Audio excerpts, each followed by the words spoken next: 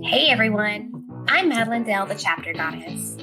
I'm a mom, author, blogger, freelancer, host, and overall creative. I really like to sit down and chat with authors and other creatives to hear what they add to the creative world in general. How do they bring their authentic selves to life in what they do? Our authenticity is important, especially in the world today. So sit back and relax and grab a cup of coffee, hit the like button, subscribe if you haven't already, and let's meet this episode's guest.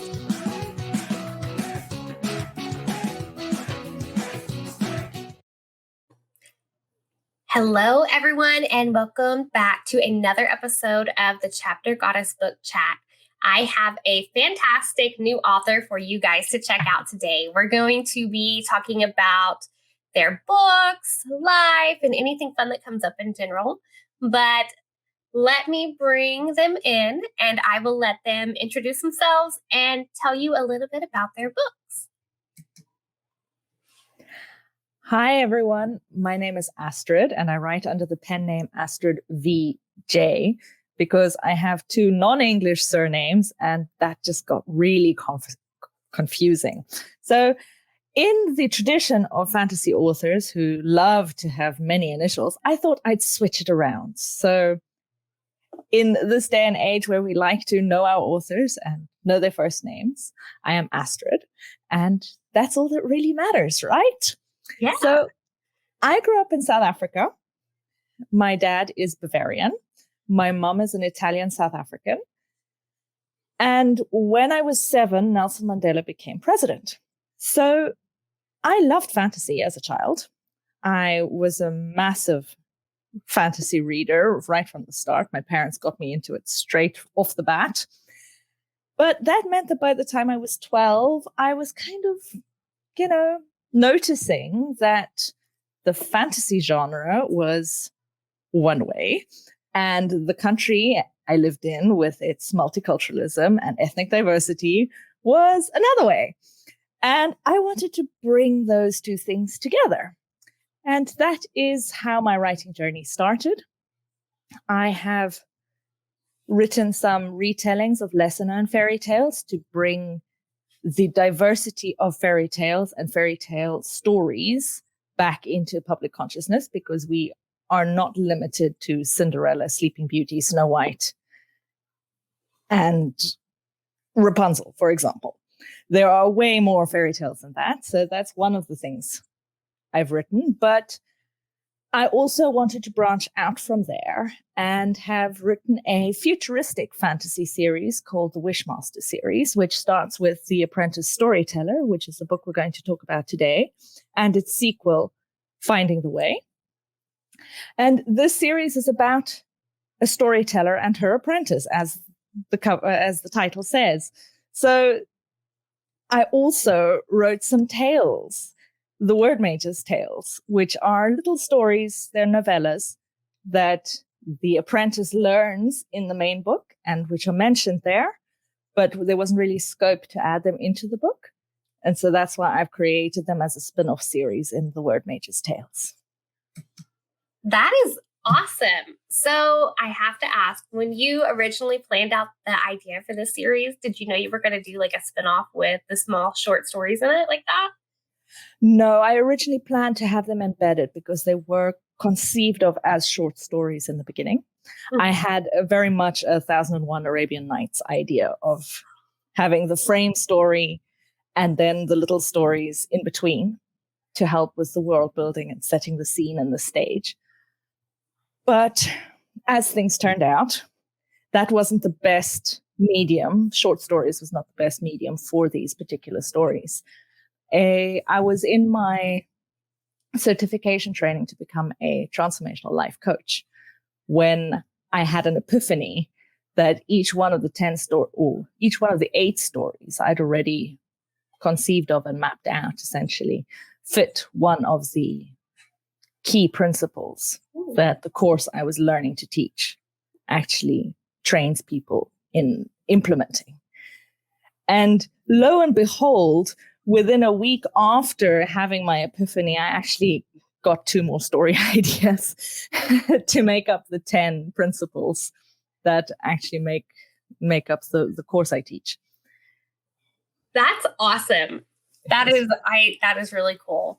So let's talk about the characters in your story. Go ahead and give us a little more detail about them. Right. Well, the storyteller is Viola Larian. In this book, she's 48. She's been on the run for her whole life, her whole adult life, at least. And she's, a grumpy, disillusioned, more mature person who doesn't believe that you can have what you want. You don't get your cake and you never get to eat it. And she meets up with this 13-year-old boy. And I don't know if you can see him on the cover there. But he's the exact opposite. He believes in fated meetings. He trusts that everything will work out. And he's generally happy-go-lucky. He's very much live and let live.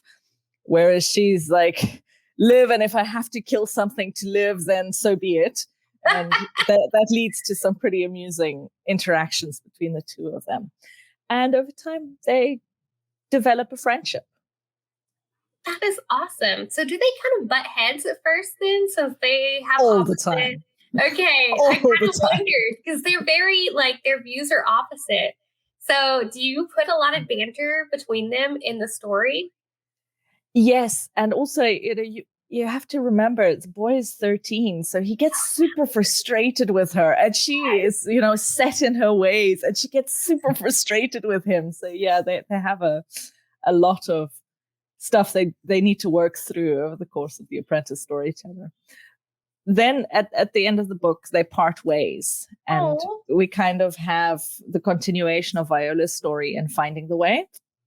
For the first part of that book, it's just Viola kind of working through what she's learned and trying to implement it and muddle her way through and finding out that, hey, it actually does work. And then in part 2, the boy shows up again. Yay! So they get to come back together. That's develop, awesome. Yes. And the point is that by then she's developed enough and transformed herself in terms of her personal growth to a point where they can continue their conversation and actually she can grow some more. Ooh. So what is their biggest challenge working together in this book? In The Apprentice Storyteller, I think the biggest challenge for these two is realizing that they need each other and accepting that.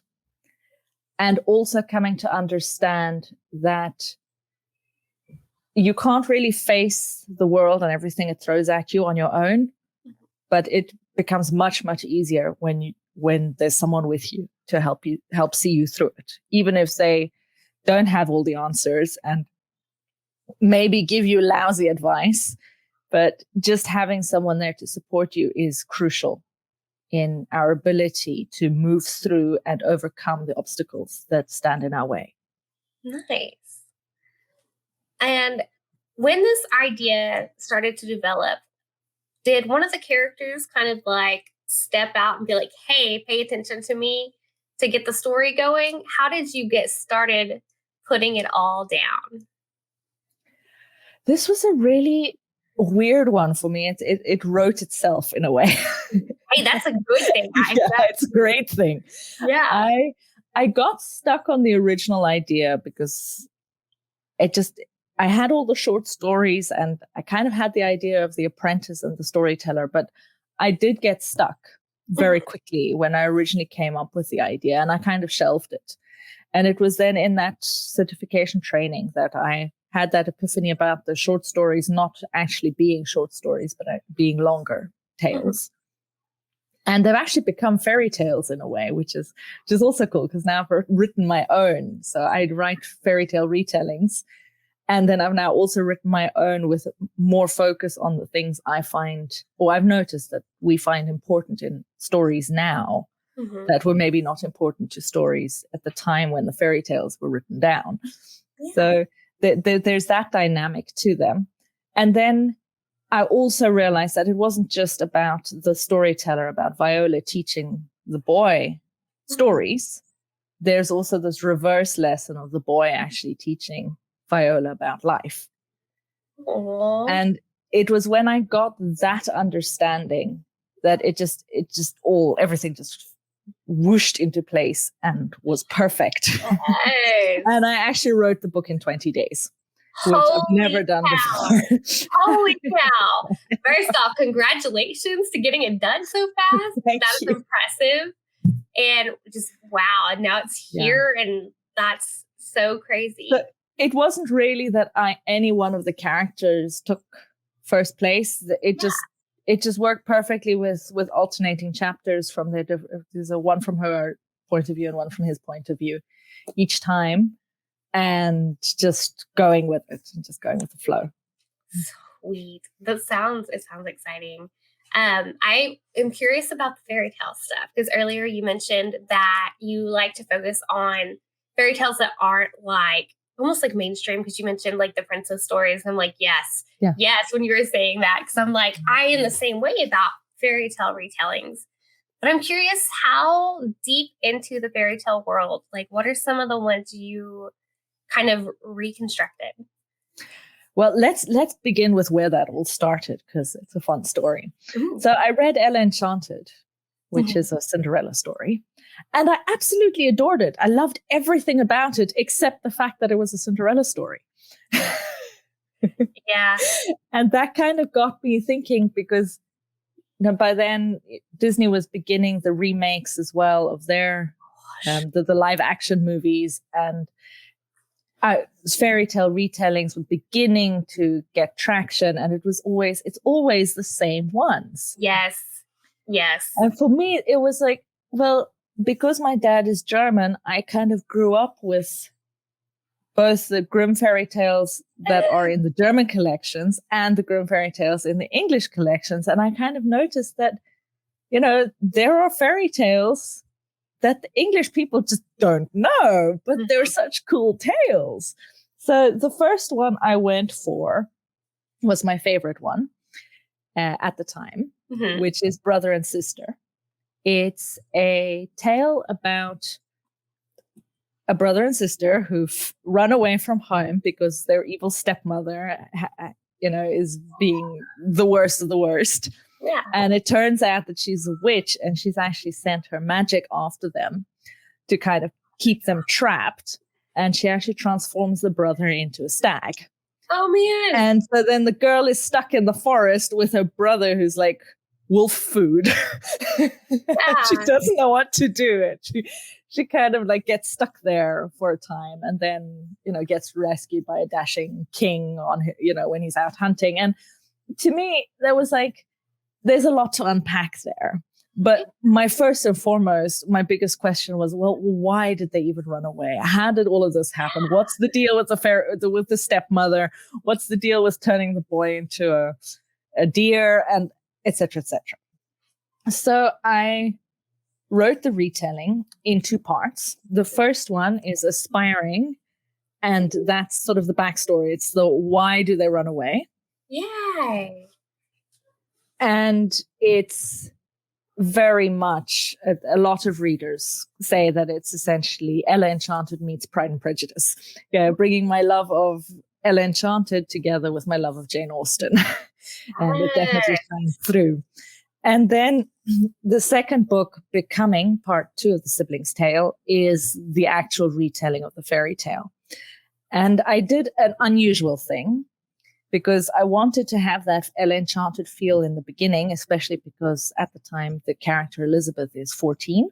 Mm-hmm. So I have part 1 in first person point of view, but then I switch and part 2 is written in third person point of view. And I had to invent a reason for that. And this is where it gets fun, because that reason is connected to the storyteller in The Apprentice Storyteller. It actually is revealed in Finding the Way, the second book of that series. So, yeah. I like how you did that. That is really cool, because it's kind of like it ties it all together. So is it kind of set all in like a similar world then, the 2-book series? Essentially, my entire universe surrounding the Apprentice Storyteller series is the future of the universe where the fairy tale takes place. I love it. I love that idea. That is fun and very creative. And there's actually a prologue in each of the fairy tales in these 2 books that kind of links it back to the storyteller and her story. And now in Finding the Way, when I wrote it, I actually linked back and have aspiring and becoming mentioned in that book. That's so cool.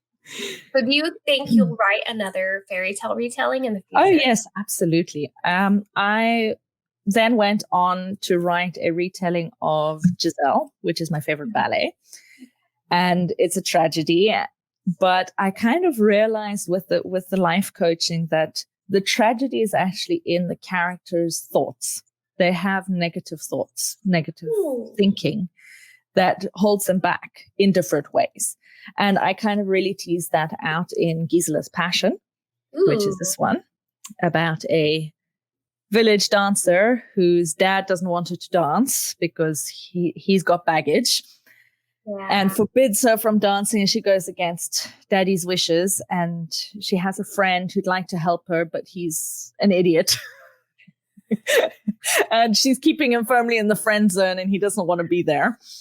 And then she meets this gorgeous, wonderful man who really totally does it for her. But it turns out he's been lying to her through his teeth from the start. So. Oh, no. So she gets everything in that story. Oh. And so I really with the 3 characters, I used all 3 main characters, alternate perspectives for them.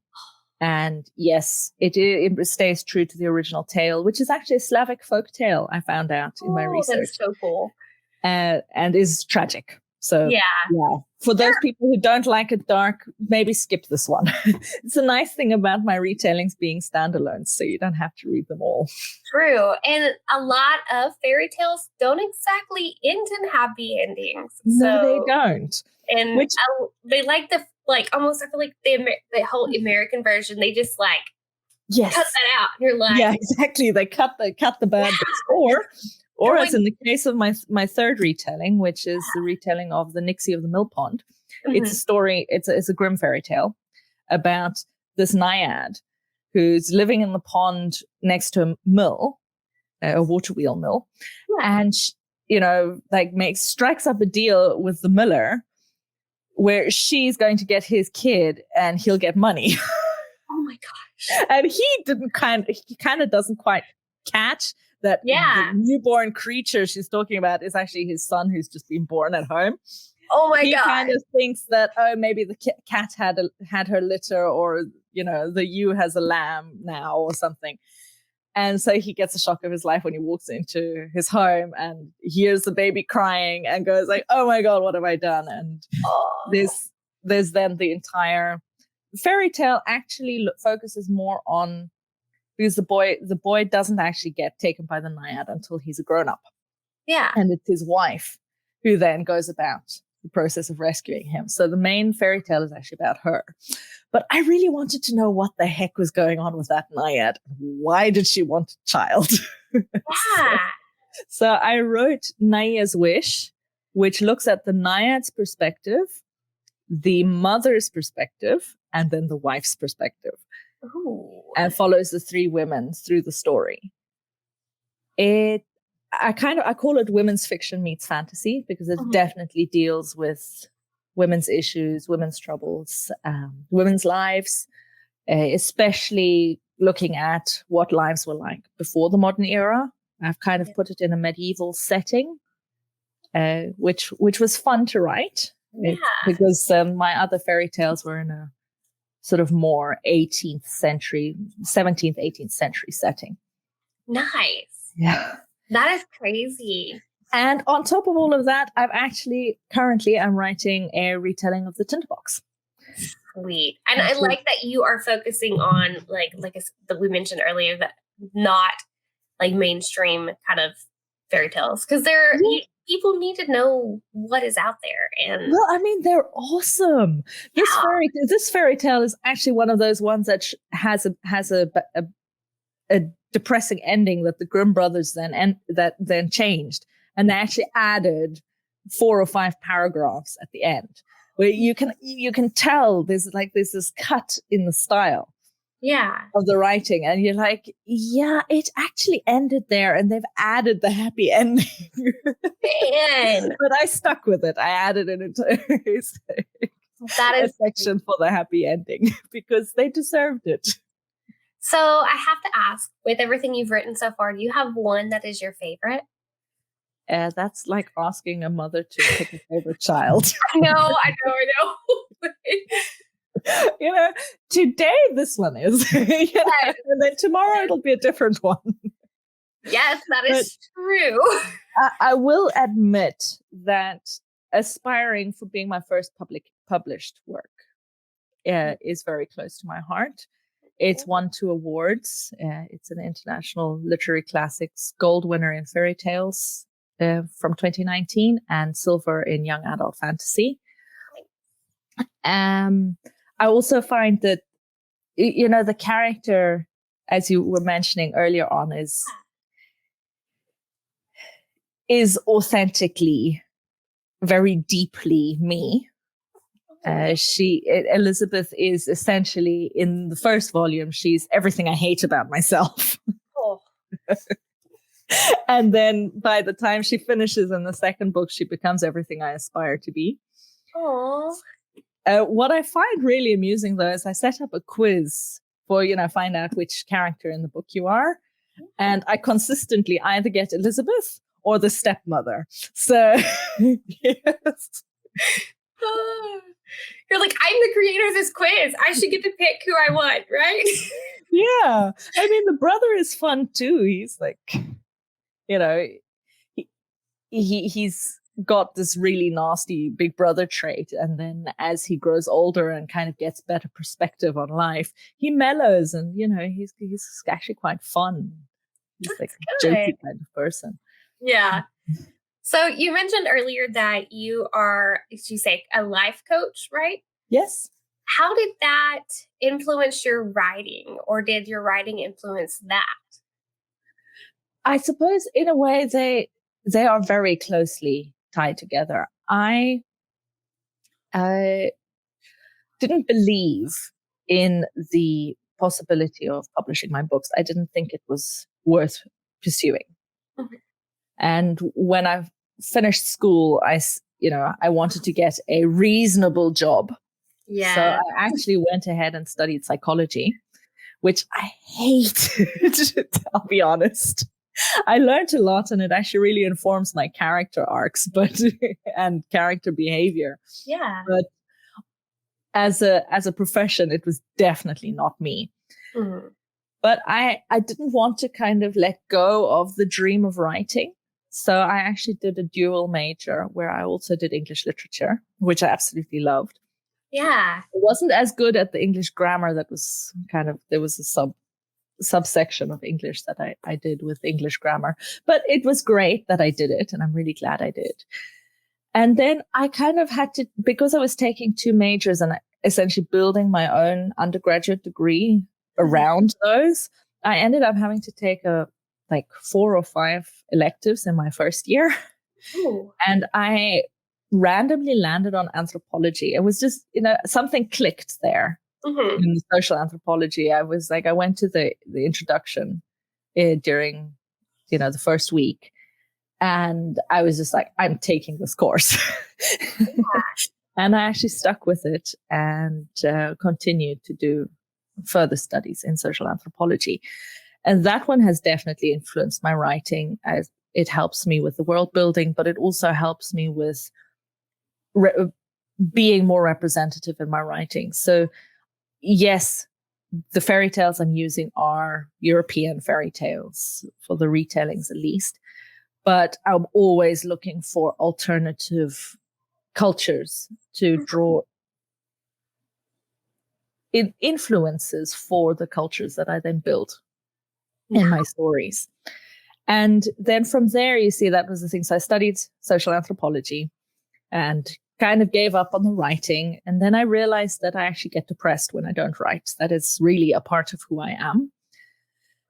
And then, life moves on and, got a job, have children. Yeah. And while I was on my maternity leave with my daughter, my mom suggested I should do this course. It was a sort of personal growth type course. It's called the Ultimate Success Masterclass. It's like, give yourself a goal and smash it kind of. Yeah. And learn a few things. And through that, I actually, the program manager called Madilynn Dale, she had an interview series where she interviewed loads of inspirational people. And one of the people she interviewed was Mary Morrissey, who's a transformational life coach in the United States and who's been working with human transformation, for 40 or 50 years now. So she's been at it for a very long time. And I don't know how it happened, but there was one day in my inbox, I got this, do you want to attend Mary's 1 hour session? And I did. And it came with the option of it, with the promotion, essentially, to actually do her coaching course. And I just went with it. It was kind of weird. So yeah, it's like kismet. Ultimate Success Masterclass, I'd come to the realization I need to publish my books, the ones that I'd written. And now you're here. Then at the same time, it also got me onto the life coaching, and the life coaching has become a key part of my writing, simply because I realized that I've already been writing the life coaching into my writing from the start. It was there. Now I do it consciously. Oh. And I've actually termed my writing transformation fiction, because I write a ton of different subgenres of fantasy. But one thing that all of my books have in common is that they're looking at how we as human beings can transform our lives, overcome whatever stands in our way. We really have the capacity to overcome anything and achieve success in the face of adversity. If you look at Gisela's Passion, which is the tragedy, it's sort of the inverse. It's the when does it not work? Yeah. And all the others are looking at, well, how does it work? That is super impressive. The transformative fiction, I like that, because that literally needs to be a category for us to plug stuff in on Amazon, for real. Because I know they make you pick certain categories. Yes. I wish they had it, because then I'd automatically be paired with Paulo Coelho and The Alchemist. Probably, which that is a good read. That was one of my, I have a bunch of sort of nonfiction spiritual books. I'm I'm going to read this. And that was what I read last year, and I was really impressed with it. But I read everything I could get of his. Yeah, I am probably eventually going to do that. It's back here behind me on a shelf. Can't see it because of my graphic, but those transformational books, they really are life changing, whether it is nonfiction or fiction.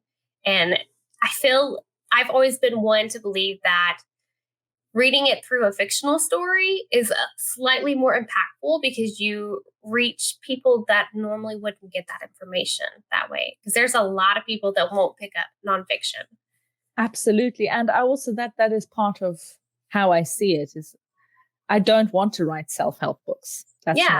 That's not where my passion lies, but I definitely coach my characters through life. That's awesome. Because my characters, I tend to put a lot of stuff regarding their self-care, which is totally going to bring us up to a question in a minute. But the readers get to see the process of them realizing where they're lacking in that and how that's going to improve their life. Yeah. Which makes me wonder if you have a routine or a method that you follow for self-care, or something that's your go-to. Well, there's the writing. I need to write to be in a good space. But I also do other things. I mean, I read uplifting or motivational books.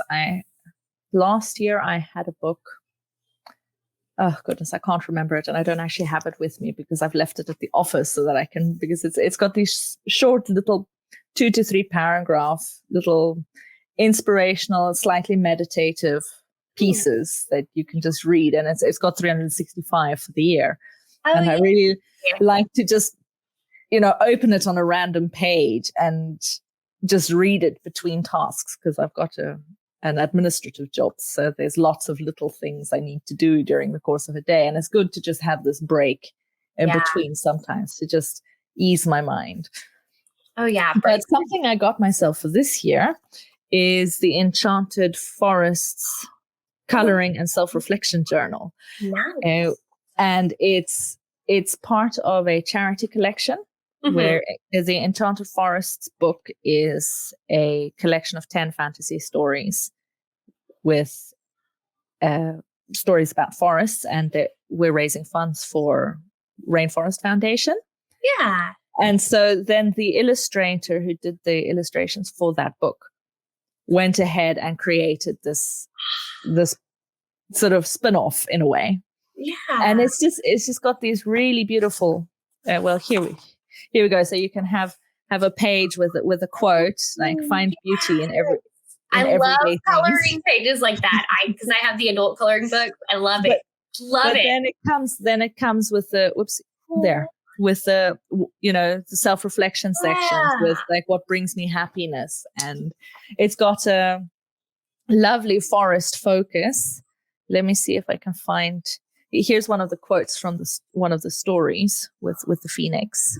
Oh, yay. And I think I'm going to have to share my favorite one. Absolutely. Where's the willow daughter? No, not there. I was invited to join this group of authors 3 years ago now, when Alice Avinia kind of came up with the idea a while back, and she invited me to join in.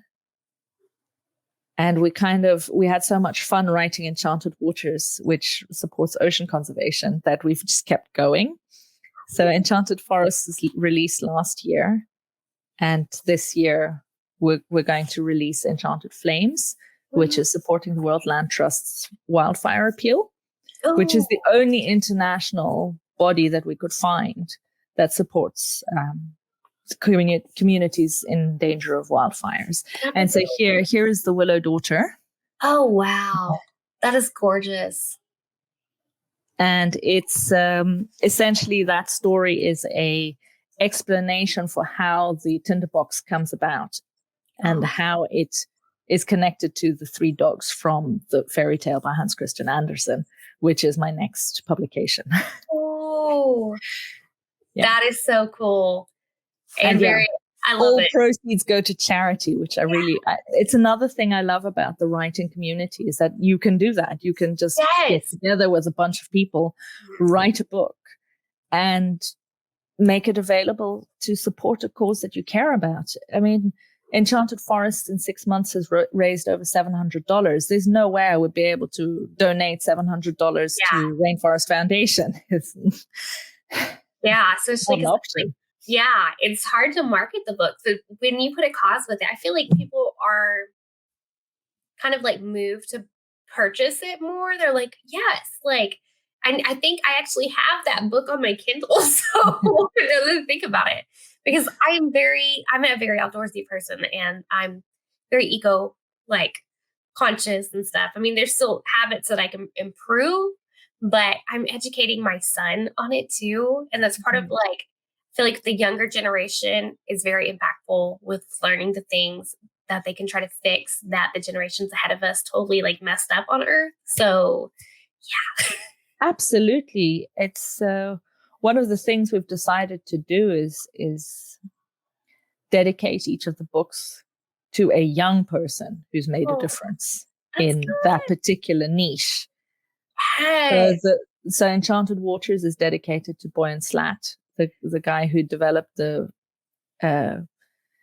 system to collect garbage out of the Pacific garbage patch. That's good. And I mean, he did that in his early 20s.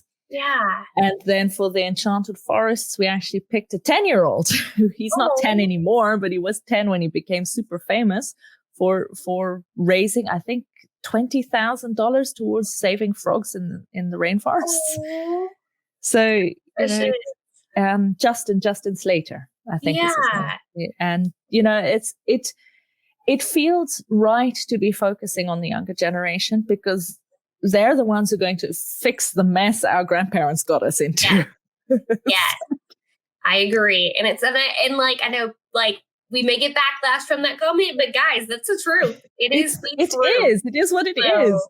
And the biggest impact I can do personally is to make sure that my children have the knowledge and the potential and the ability to achieve the potential of actually making that difference. Because for me, it's too late. I mean, I'm already in my mid-30s. I'm not going to make world-changing, earth-shattering discoveries and things anymore. But I can help the next generation achieve that potential. That is true. So true.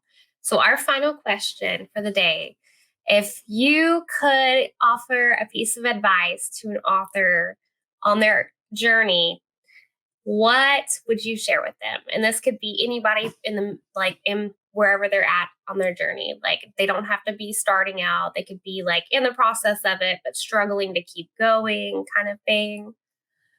Well, I think the most important thing for any writer, irrespective of where they are on the journey, is to believe in the story. Yeah. Because only that writer can write that story. And if they don't do it, no one will.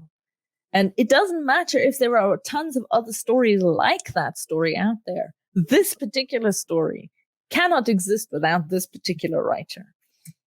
I think that's the key thing here is that through my studies in anthropology, I came to understand that what makes us, what really distinguishes us humans from all other creatures, living beings, is stories. We tell stories. That's what we do. And we learn through telling stories. We share experiences so others can learn from our experiences. We are able to put ourselves into the shoes of others through stories. All of that is what makes us so uniquely human. Yeah. And if we don't tell stories, well, then what are we left with? Because, yes, they go on about art and music, and absolutely other creative endeavors are also important to our humanness, but they are not unique to us. Other animals can also create art and music. Yeah. Wow. But they don't tell abstract stories. That is so true. That is true. I mean, yeah. So, well, thank you so much for being on the show today. Go ahead and tell everybody where they can find you and your books. Well, first and foremost, thank you for having me. My books are all available on Amazon. However, many of them are moving wide. So the Sibling's Tale is already available on most platforms.